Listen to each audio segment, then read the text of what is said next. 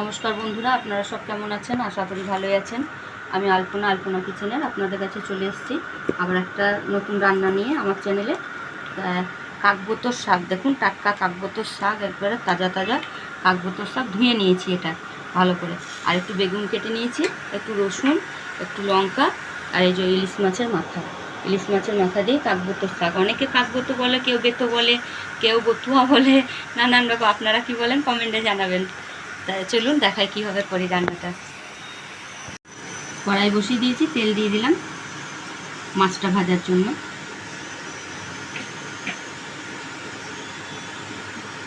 তেলটা গরম হোক, ততক্ষণে এই রসুনটা আর লঙ্কাটা, দুটো লঙ্কা দেবো, বেশি দেবো না। এই দেখুন লঙ্কাটা তুলে নিলাম, এটাকে ছেঁচে নেবো একটু।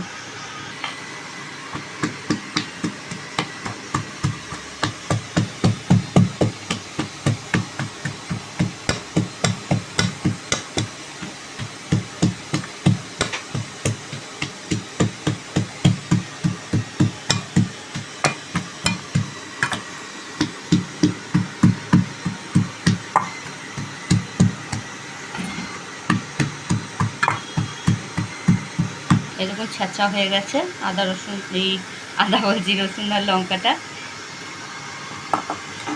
চলুন তাহলে দেখি তেলটা কেমন গরম হয়েছে।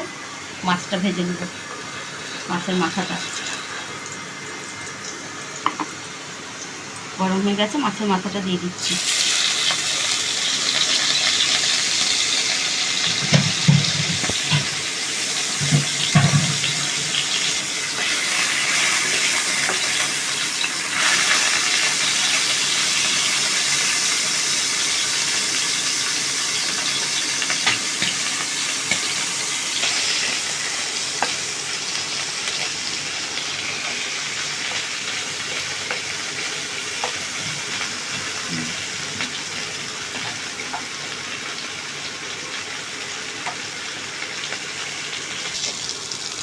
দেখুন কাঁটাগুলো ভাজা হয়ে গেছে, এবার তুলে নিচ্ছি।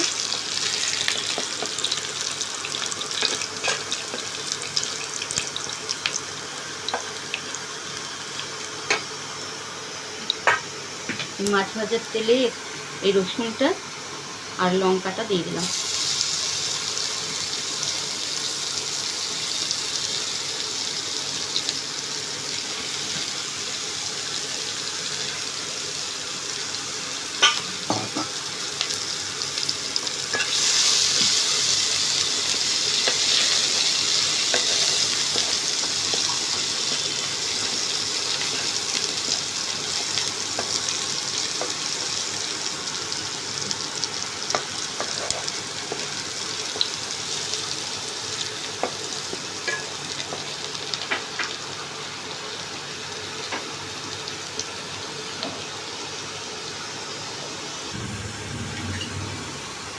দেখুন রসুনটা ভাজা হয়ে গেছে, তবে বেগুনগুলো কেটে রেখেছিলাম ধুয়ে, এটা দিয়ে দিলাম।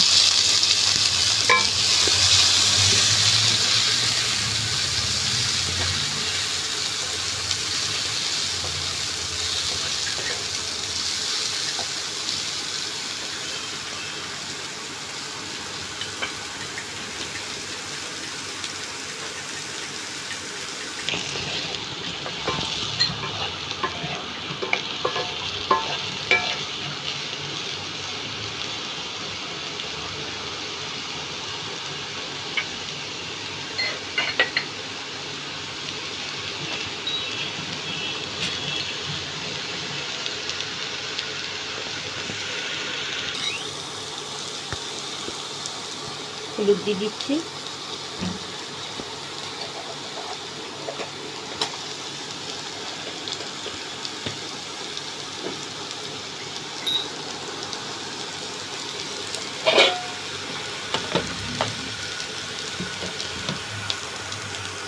নুন দিয়ে দিলাম।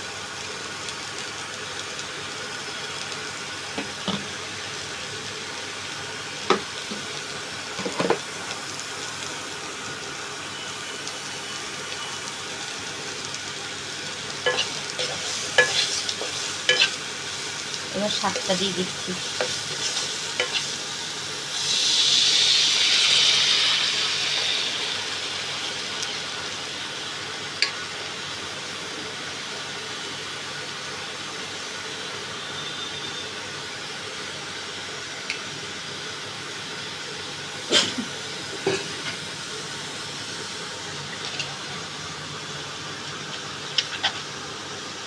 অনেকে এটাকে বথুয়া শাকের ঘন্টও বলে।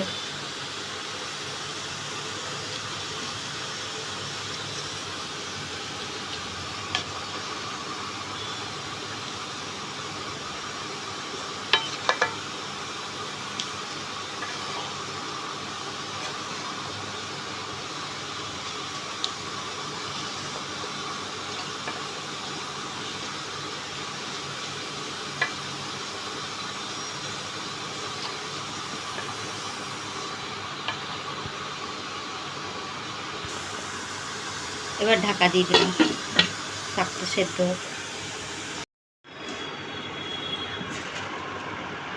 শাকগুলো কি সুন্দর গলে গেছে।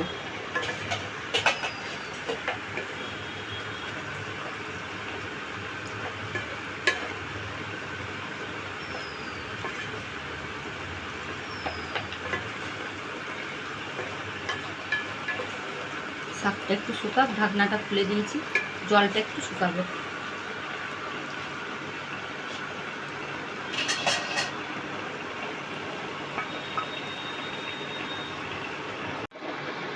জলটা শুকিয়ে এসছে, এরকমই থাকবে, একটু ঝোল ঝোল। আর এই কাঁটাগুলো এবার দিয়ে দিলাম, মাছের মাথাগুলো, ইলিশ মাছের।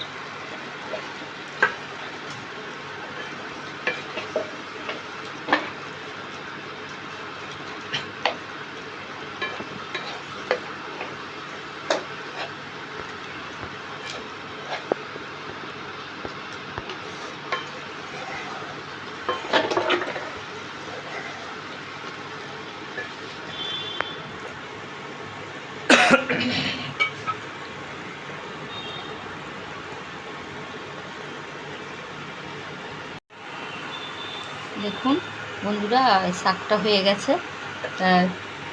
এই দেখুন শাকটা হয়ে গেছে। আমার এই রান্নাটা যদি আপনাদের ভালো লেগে থাকে তাহলে লাইক শেয়ার কমেন্ট করে, আর অতি অবশ্যই বাড়িতে বানিয়ে করে খাবেন। আর আমার চ্যানেলটা ভালো লেগে থাকলে নতুন বন্ধুরা আপনারা সব সাবস্ক্রাইব করবেন, তাহলে আপনাদের কাছে আমার এই রান্না পৌঁছে যাবে। ঠিক আজকের মতন আসছি বন্ধুরা, নমস্কার। আপনাদের কাছে আবার আসবো অন্য কোনো রান্না নিয়ে।